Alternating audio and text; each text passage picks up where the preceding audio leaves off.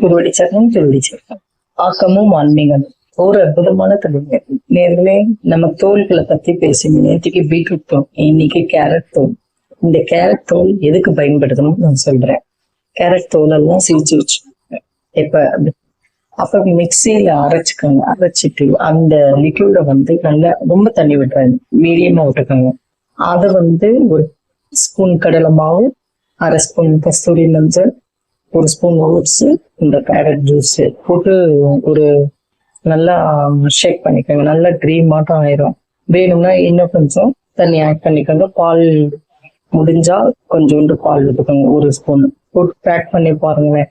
எல்லாம் சூப்பரா இருக்கும். இது எங்கேயாவது நம்ம வெளியில போறோம், ஒரு பியூட்டி இது கண்டிப்பா ஃபங்க்ஷனுக்கு வேணும் அப்படின்னா இந்த பேக் போட்டு பாருங்களேன், சூப்பரா இருக்கும். தினம் ஒரு விதை பார்த்தோம், தினம் ஒரு தோல். அதுல இன்னைக்கு கேரட் தோல்.